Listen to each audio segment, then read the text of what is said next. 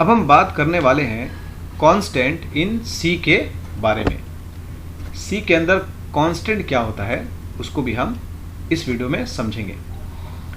तो जो डेफिनेशन है कांस्टेंट का कह रहा है कि सी के अंदर कांस्टेंट एक ऐसा वेरिएबल है जिस वेरिएबल को हम मॉडिफाई नहीं कर सकते। दैट मीन्स उस वेरिएबल के अंदर का जो वैल्यू है हम उसको मॉडिफाई नहीं कर सकते एक बार अगर वो इनिशियलाइज हो जाए। ठीक है, ये कांस्टेंट है जिसको हम मॉडिफाई नहीं कर सकते। बेसिकली कांस्टेंट का मतलब क्या होता है? स्थिर, जमे रहना। ठीक है, स्टेबिलिटी। तो सी के अंदर ये एक फैसिलिटी है कांस्टेंट। तो कांस्टेंट वेरिएबल हम कैसे बनाते हैं? तो यहां पर एक कीवर्ड है कांस्टेंट, CONST, कॉन्स्ट। ठीक है, तो कांस्टेंट वेरिएबल कैसे बनाते हैं? यहां पर एक कीवर्ड है कॉन्स्ट जिसको मैंने बताया था जब मैंने सी के अंदर कीवर्ड्स के बारे में आपको पढ़ाया था कि कॉन्स्ट एक ऐसा कीवर्ड है जो किसी भी वैल्यू को स्थिर कर देता है, उसको मॉडिफाई करने योग्य नहीं बनाता। ठीक है, तो कांस्टेंट हम कैसे क्रिएट करते हैं सी के अंदर? सबसे पहले हम कॉन्स्ट कीवर्ड का यूज करते हैं। उसके बाद डेटा टाइप होता है, कोई भी डेटा टाइप आप ले सकते हो अगर आपको किसी तरह का वेरिएबल को कॉन्स्ट बनाना है। उसके बाद क्या है? वैर नेम, यानी कि वेरिएबल नेम। उसके बाद आप इसके अंदर कोई वैल्यू डाल सकते हो। ये आपका बन गया constant C. That means ये एक वेरिएबल नेम है जो आपको देने हैं। अब यहां पर जो 12 है ना, ये कॉन्स्ट हो गया। दैट मीन्स ये वेरिएबल जो नेम है ABC या जो भी आप दे रहे हो ये कॉन्स्ट हो गया है। अगर हम इसके वैल्यू को चेंज करना चाहेंगे तो वो चेंज नहीं होगा। कांस्टेंट क्रिएट करने का भी कुछ नियम है। ठीक है, लाइक अ कॉन्स्ट जो एक कीवर्ड है उसको यूज करना है, कंपलसरी है। एक डेटा टाइप लेना है, कोई भी जिस टाइप का आप डेटा स्टोर करना चाहते हो। वेरिएबल नेम लेना है जैसा कि वेरिएबल हम बनाते हैं। उसके बाद कुछ वैल्यू डालना जरूरी है। अगर हम ऐसे क्रिएट करेंगे यानी कि डिक्लेरेशन, तो क्या होगा? गलत हो जाएगा। ठीक है, इस तरह हम नहीं कर सकते।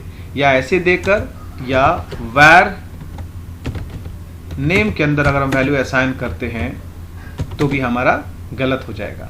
ये जो हमारा नियम है कॉन्स्ट बनाने का, ये बिल्कुल सही तरीका है और ये इसका सिंटेक्स है। अब आपको मैं प्रोग्राम करके दिखा रहा हूं कि कैसे हमारा कॉन्स्ट यानी कांस्टेंट सी के अंदर वर्क करता है। हमें क्या बनाना है? कांस्टेंट। सबसे पहले कॉन्स्ट हम कीवर्ड देंगे, उसके बाद डेटा टाइप यूज करेंगे, उसके बाद एक वेरिएबल का नेम लेंगे, उसके बाद हम इसमें वैल्यू डालेंगे। ये हमारा हो गया कांस्टेंट। ठीक है, सी के अंदर। अब इसके वैल्यू को अगर हम चेंज करना चाहेंगे तो चेंज नहीं होगा। पहले हम एक बार प्रिंट करा लेते हैं।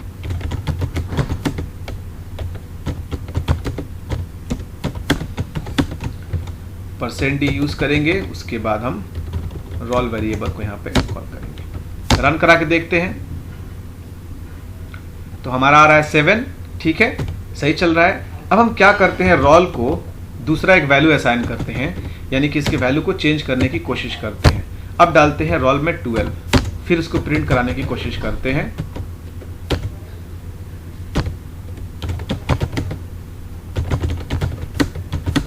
देखते हैं हमारा वैल्यू चेंज हो रहा है या नहीं। ठीक है,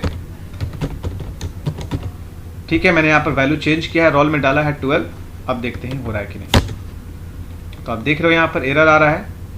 एरर क्या है? Can not modify A const object, यानी कि जो भी चीज हम सी के अंदर कांस्टेंट बना देंगे या कॉन्स्ट कीवर्ड से लिख देंगे वो हमारा क्या होगा? मॉडिफाई नहीं होगा। वो हमारा मॉडिफाई कभी नहीं होगा। ठीक है, तो ये कांस्टेंट का एग्जांपल था जो हमने अभी आपको समझाया है। इसमें भी कुछ टाइप्स होते हैं, तो नेक्स्ट क्लास में हम कांस्टेंट्स के टाइप्स को भी देखेंगे। ठीक है, तो ओवरऑल ये छोटा सा एक ब्रीफ था कॉन्स्टेंट्स के रिगार्डिंग। इसके बाद हमें उसके टाइप्स को देखना है और किस तरह से सी के अंदर हम कांस्टेंट क्रिएट कर सकते हैं। अब यहाँ पर थोड़ी सी और जानकारी हम ऐड करेंगे, जैसे कि यहाँ पर हमारा डेटा टाइप है, ठीक है, मैं इसको कलर कर रहा हूँ। यहाँ पर हम इंट ले सकते हैं, कैर भी ले सकते हैं, फ्लोट ले सकते हैं और एरे भी बना सकते हैं, उसको भी कॉन्स्टेंट्स बना सकते हैं। लेकिन याद रहे, जिस चीज़ को हम कॉन्स्टेंट्स बना देंगे वो हमारा वैल्यू मॉडिफाई नहीं होगा।